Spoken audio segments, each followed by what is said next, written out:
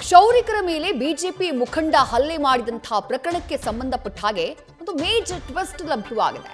ಕೇಸ್ನ ಮುಚ್ಚಿ ಹಾಕೋಕೆ ಪೊಲೀಸರೇ 15 ಲಕ್ಷ ರೂಪಾಯಿ ಹಣವನ್ನ ಯಾರು ತಪ್ಪು ಮಾಡಿದಾನೋ ಅವನಿಗೆ ಬೇಡಿಕೆಯನ್ನ ಇಟ್ಟರಂತೆ. ಪಿಎಸ್ಐ ಸೇರಿದಂತೆ 5 ಪೇದೆಗಳ ವಿರುದ್ಧ ಲಂಚ ಕೇಳಿದ್ದಕ್ಕೆ ಸಂಬಂಧಪಟ್ಟ ಹಾಗೆ ಕಂಪ್ಲೇಂಟ್ ದಾಖಲಾಗಿದೆ. ಹುಬ್ಳಿ ಧಾರವಾಡ ಕಮಿಷನರ್ಗೆ ಕಂಪ್ಲೇಂಟ್ ಅನ್ನ ಕೊಟ್ಟಿದ್ದಾರೆ ಬಿಜೆಪಿಯ ಮುಖಂಡರಾಗಿರುವಂತಹ ವಿಜಯ್ ಕುಮಾರ್ ಅಪ್ಪಾಜಿ. ಅವರ ಮಗನ ಹೇರ್ ಕಟಿಂಗ್ ವಿಚಾರವಾಗಿ ವಿಜಯ್ ಕುಮಾರ್ ಅಪ್ಪಾಜಿ ಆ ಸಲೂನ್ನ ಸಿಬ್ಬಂದಿಯ ಮೇಲೆ ಹಲ್ಲೆಯನ್ನ ಮಾಡಿದ್ರು. 3 ಕ್ಷೌರಿಕರ ಮೇಲೆ ಹಲ್ಲೆಯನ್ನ ಮಾಡಿದ್ರು. ಆ ಕೇಸ್ನಲ್ಲಿ ಅವರನ್ನ ಅರೆಸ್ಟ್ ಮಾಡಲಾಗುತ್ತೆ. ಆ ನಂತರ ಬೇಲ್ ಮೇಲೆ ಬಿಡುಗಡೆಯಾಗ್ತಾರೆ. ಅದಾದ ಬಳಿಕ ಕೇಸ್ನ ಮುಚ್ಚಿ ಹಾಕೋದಕ್ಕೆ ಖುದ್ದು ಪೊಲೀಸರೇ ಇಲ್ಲಿ ಹಲ್ಲೆ ಮಾಡ್ತಿದಾರಲ್ಲ ವಿಜಯ್ ಕುಮಾರ್ ಅಪ್ಪಾಜಿ ಅವ್ರ ಬಳಿ 15 ಲಕ್ಷಕ್ಕೆ ಬೇಡಿಕೆಯನ್ನ ಇಟ್ಟಿದ್ದಾರೆ ಅನ್ನುವಂಥ ಆರೋಪ ಕೇಳಿಬಂದಿದೆ.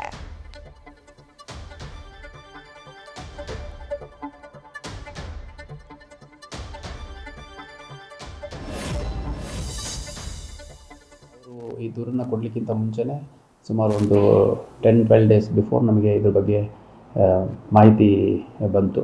ಅದರಲ್ಲಿ ಒಂದು ವಾಯ್ಸ್ ರೆಕಾರ್ಡಲ್ಲಿ ನಮ್ಮ ಸಿಬ್ಬಂದಿ ಒಬ್ಬರು ಇನ್ನೊಬ್ಬ ವ್ಯಕ್ತಿಯ ಜೊತೆ ಮತ್ತು ಹಿಂದಿನ ಪ್ರಕರಣದ ಆರೋಪಿ ಜೊತೆ ಮಾತಾಡಿದ ಸಂದರ್ಭದಲ್ಲಿ ಹಣವನ್ನು ಡಿಮ್ಯಾಂಡ್ ಮಾಡಿರುವಂಥದ್ದು, ಅದರಲ್ಲಿ 1.5 ಲಕ್ಷ ಹಣ ಪಡ್ಕೊಂಡಿದ್ದೀವಿ ಅನ್ನುವಂಥದ್ದನ್ನು ಹೇಳಿರುವಂಥದ್ದು.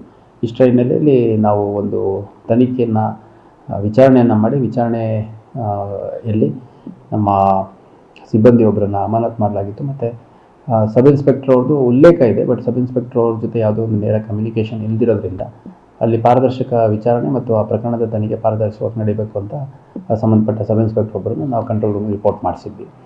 ಈಗ ಮೊನ್ನೆ ಈ ಪೋಕ್ಸೋ ರಿಲೇಟೆಡ್ ಕಂಪ್ಲೇಂಟ್ ಕೊಡಲಿಕ್ಕೆ ನೇರವಾಗಿ ನಮ್ಮ ಕಚೇರಿಗೆ ಬಂದುಬಿಟ್ಟು ಈ ಥರ ಆಗಿದೆ ಸರ್, ನಮಗೆ ಅವಾಗ ಕೇಸ್ ಆಗಿದ್ದಾಗ ನಮಗೆ ಕೊಡಲಿಕ್ಕೆ ಸಾಧ್ಯವಾಗಲಿಲ್ಲ, ಹಾಗಾಗಿ ಇವಾಗ ಬಂದು ಕೊಡ್ತಿದ್ದೀವಿ ಅಂತ ಹೇಳಿದರು. ಅಷ್ಟಾಗಿ ಕೂಡ ಇದೊಂದು ಗಂಭೀರ ಪ್ರಕರಣ ಇರೋದ್ರಿಂದ ನಾನು ಇಮಿಡಿಯೇಟ್ ಆ ಪ್ರಕರಣ ದಾಖಲು ಮಾಡಿಕೊಳ್ಳಿ ಮತ್ತು ತನಿಖೆ. ಮತ್ತಷ್ಟು ಡೀಟೇಲ್ಸ್ ನಮ್ಮ ಪ್ರತಿನಿಧಿ ಪ್ರಕಾಶ್ ನೂಲ್ವಿ ನೀಡ್ತಾ ಹೋಗ್ತಾರೆ. ಪ್ರಕಾಶ್, ತಪ್ಪು ಮಾಡಿದವರಿಂದಾನೇ ಪೊಲೀಸರು ವಸೂಲಿಗಿಳಿತಾರೆ, ಲಂಚ ಕೇಳ್ತಾರೆ ಅಂದ್ರೆ ಜನ ನ್ಯಾಯಕ್ಕಾಗಿ ಎಲ್ಲಿಗೆ ಹೋಗ್ಬೇಕು ಅಂತ ಹೇಳಿ ಪೊಲೀಸರು ಇಂಥ ಪ್ರಕರಣದಲ್ಲಿ ಇದೇ ರೀತಿ ಬಹುತೇಕ ಪ್ರಕರಣಗಳಲ್ಲಿ ಮಾಡ್ತಾ ಇರೋದು ಈಗಾಗ್ಲೇನೆ ಗಮನಕ್ಕೆ ಬಂದಿರುವಂತದ್ದು. ಈಗ ನೀವು ಏನು ದೃಶ್ಯದಲ್ಲಿ ನೋಡಿದ್ರು ಸಲೂನ್ ಸಿಬ್ಬಂದಿ ಮೇಲೆ ಹಲ್ಲೆ ಮಾಡುವಂತದ್ದು. ಇವರು ಬಿಜೆಪಿಯ ಮುಖಂಡ ವಿಜಯ್ ಕುಮಾರ್ ಅಪ್ಪಾಜಿ ಅಂತ ನವನಗರ್ ನಿವಾಸಿ. ಕಳೆದ ಡಿಸೆಂಬರ್ 11ರಂದು ಈ ಘಟನೆ ನಡೆದಿರುತ್ತೆ. ಈ ಘಟನೆ ನಡೆದ ನಂತರ ಈ ವಿಜಯ್ ಕುಮಾರ್ ಅಪ್ಪಾಜಿ ಏನಿದ್ದಾರೆ, ವಿಜಯ್ ಕುಮಾರ್ ಅಪ್ಪಾಜಿ ಬೇಲ್ ತೆಗೆದುಕೊಂಡಿರ್ತಾರೆ. ನಂತರ ಆರಂಭ ಆಗೋದೇ ಪೊಲೀಸರ ವಸೂಲಿ ದಂಧೆ.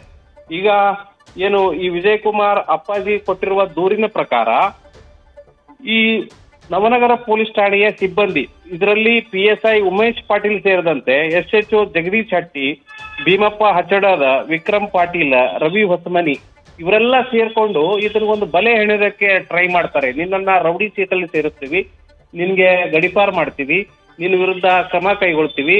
ಇದಕ್ಕೆಲ್ಲ ನಮ್ಗೆ ಮೇಲಿನ ಅಧಿಕಾರಿಗಳು including police commissioner N Shashikumar, DCPಗಳು, ACP ಕೂಡ ನಮ್ಗೆ ಇನ್ಸ್ಟ್ರಕ್ಷನ್ ಕೊಟ್ಟಿದ್ದಾರೆ ಅಂತ ಮೇಲಾಧಿಕಾರಿಗಳ ಹೆಸರುಗಳನ್ನ ದುರುಪಯೋಗ ಮಾಡಿಕೊಂಡು ಈತನನ್ನು ಬ್ಲಾಕ್ ಮೇಲ್ ಮಾಡೋದಕ್ಕೆ ಸ್ಟಾರ್ಟ್ ಮಾಡ್ತಾರೆ. ಇವರು ಬ್ಲಾಕ್ ಮೇಲ್ಗೆ ಕೇಳಿರುವಂತದ್ದು 10 ಲಕ್ಷ ರೂಪಾಯಿ ಕೇಳ್ತಾರೆ. ನಿನ್ ಮೇಲೆ ರೌಡಿ ಸೀಟ್ ಓಪನ್ ಮಾಡಬಾರ್ದು ಅಂತಂದ್ರೆ ನಮಗೆ 10 ಲಕ್ಷ ರೂಪಾಯಿ ಕೊಡ್ಬೇಕು. ಈ ರೀತಿಯಾದಂತ ಒಂದು ಬೆದರಿಕೆಯನ್ನ ಹಾಕಿ ಆತರಿಂದ ಒಂದಿಷ್ಟು ಲಕ್ಷವನ್ನ ಕಿತ್ಕೊಳ್ತಾರೆ. ಆ ನಂತರ ಇವನು ಬಿಜೆಪಿ ಮುಖಂಡ ಮತ್ತು ಕಾನೂನು ಜ್ಞಾನ ಉಳ್ಳವನು, ಇವನು ಏನ್ ಮಾಡ್ತಾರೆ, ವಿಜಯ್ ಕುಮಾರ್ ನೇರವಾಗಿ ಪೊಲೀಸ್ ಕಮಿಷನರ್ N ಶಶಿಕುಮಾರ್ ಅವರಿಗೆ ರಿಟರ್ನ್ ಕಂಪ್ಲೇಂಟ್ ಕೊಟ್ಟಿದ್ದಾರೆ. ಅದರಲ್ಲಿ ಯಾವೆಲ್ಲ ಸಿಬ್ಬಂದಿ ಯಾವ ರೀತಿ ತನಗೆ ಬ್ಲಾಕ್ ಮೇಲ್ ಮಾಡಿದ್ರು ಅನ್ನುವಂತ ಮಾಹಿತಿಯನ್ನ ಕೊಟ್ಟಿದ್ದಾರೆ. ಈಗಾಗಲೇ ನಾನು ಹೆಸರೇನು ಹೇಳಿದೆ ಅವರೆಲ್ಲರದ್ದು ಕೂಡ ಹೆಸರನ್ನ ಕೊಟ್ಟಿದ್ದಾರೆ ಮತ್ತು ಪೊಲೀಸ್ ಕಮಿಷನರ್ ಈಗಾಗಲೇ ಸ್ಪಷ್ಟಪಡಿಸಿದ್ದಾರೆ ಓರ್ವ ಪೇದೆಯಿಂದ ಆಡಿಯೋ ಕೂಡ ಇದೆ ಅಂತೇಳಿ. ಹಾಗಾಗಿ ಓರ್ವ ಪೇದೆಯನ್ನ ಪೊಲೀಸ್ ಕಮಿಷನರ್ ಸಸ್ಪೆಂಡ್ ಮಾಡಿದ್ದಾರೆ. ಮತ್ತು ಇದರ ತನಿಖೆಗಾಗಿ ಪ್ರಕರಣದ ಏನು ಪೊಲೀಸರು ಈ ವ್ಯಕ್ತಿಗೆ ಲಂಚವನ್ನ ಕೇಳಿದ್ರು, ಇದರ ತನಿಖೆಗಾಗಿ ಸೈಬರ್ ಠಾಣೆಯ ACP ಶಿವರಾಜ್ ಅವರ ನೇತೃತ್ವದಲ್ಲಿ ಒಂದು ತಂಡವನ್ನ ನೇಮಕ ಮಾಡಿದ್ದಾರೆ.